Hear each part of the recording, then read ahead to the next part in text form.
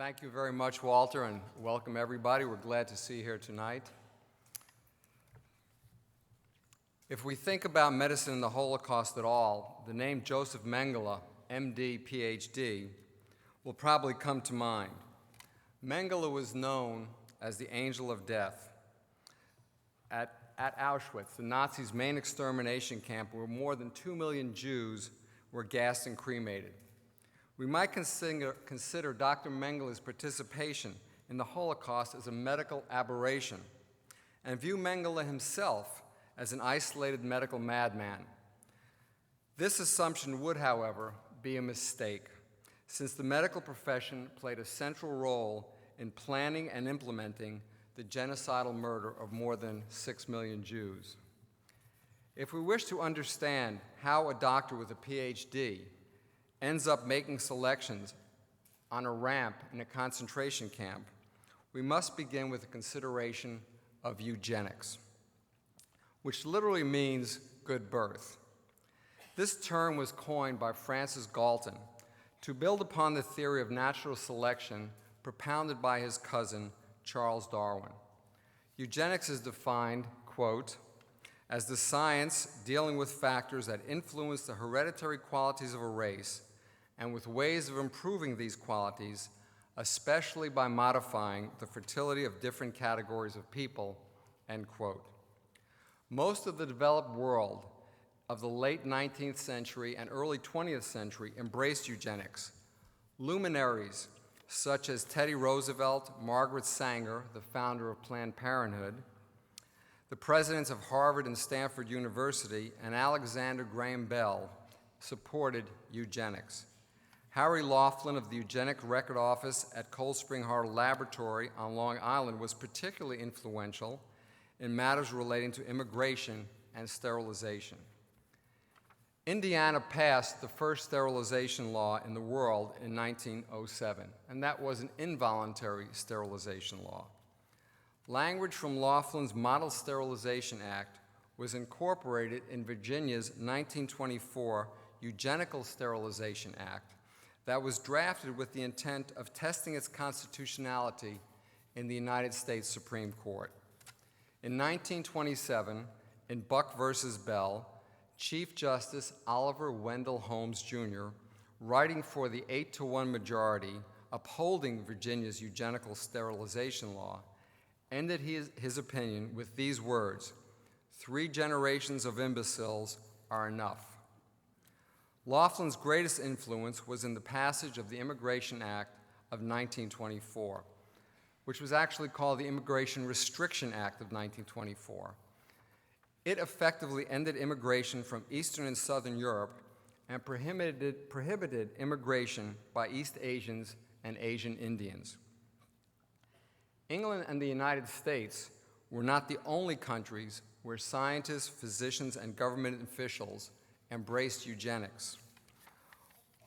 While imprisoned in Lunsburg prison after his failed Munich beer hall putsch, Hitler was given a genetics textbook and incorporated genetics into Mein Kampf, writing, quote, "Whoever is not bodily and spiritually healthy and worthy shall not have the right to pass on his sufferings in the body of his children," end quote. His Nazi party promoted eugenics as the scientific basis for its anti-Semitism.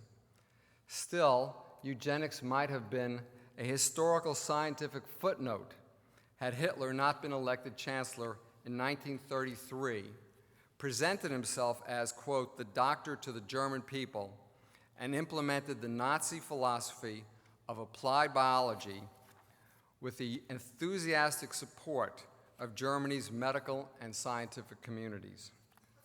Hitler enacted the sterilization law in 1933, and over the next 6 years, physicians sterilized 400,000 Germans with physical and mental disabilities. Patients were not selected for involuntary sterilization because of their race, religion, or gender, or orientation, sexual orientation, but simply to prevent the transmission of undesirable traits that were thought to be genetically transmitted. In defending this policy against detractors, Hitler often referred to the 13 countries that already had sterilization laws in place, including the United States.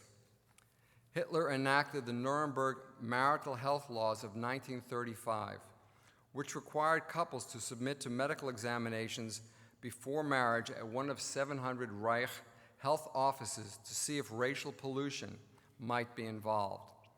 The Nuremberg laws were considered public health measures and were administered primarily by physicians who profited financially as instruments of racist Nazi policies.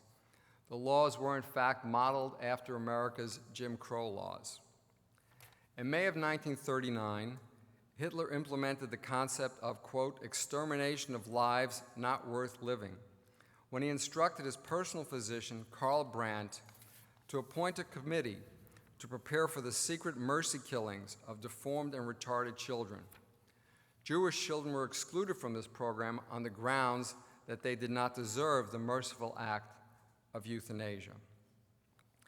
In October of 1939, Hitler issued a Führer decree, which read, quote, Reich leader Buhler and Dr. Brandt are charged with the responsibility for expanding the authority of physicians to be designated by name to the end that patients considered incurable according to the best available human judgment of their state of health can be granted a mercy death, end quote. These physicians and other medical personnel murdered approximately 5,000 children and 200,000 German adults. The killings occurred in 28 institutions, including some of Germany's most venerable hospitals. Hundreds, if not thousands, of physicians and other medical authorities administered the program. Physicians willingly killed patients with injections of poisons or by gassing with carbon monoxide. The head of the euthanasia program at Brandenburg Hospital emphasized that such killings should be carried out only by physicians, citing the motto, quote, the needle belongs in the hand of the doctor, end quote. Ultimately, physicians and scientists developed more efficient gas chambers and crematoria that were dismantled, replicated, and sent to the concentration camps, along with medical personnel proficient in their operation. I postulate that if German physicians and scientists were willing to sterilize and murder hundreds of thousands of their fellow citizens, we can easily understand how Joseph Mengele, MD, PhD, wound up making selections on the ramps of Auschwitz. American biomedical science is now the most advanced in the world. These circumstances are eerily similar to those of 100 years ago, when German biomedical science was the most advanced in the world.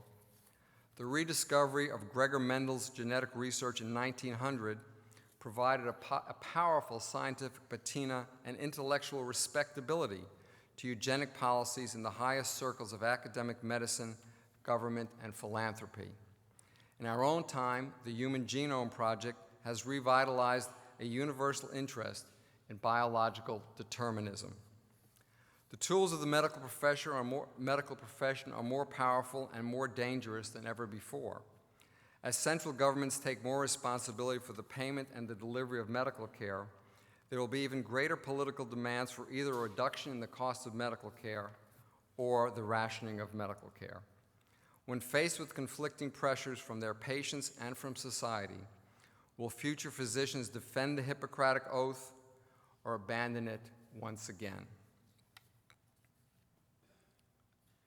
It is our belief that the medical profession has not yet come to terms with this question and is, therefore, in danger of ignoring the medical ethical lessons of the past 150 years.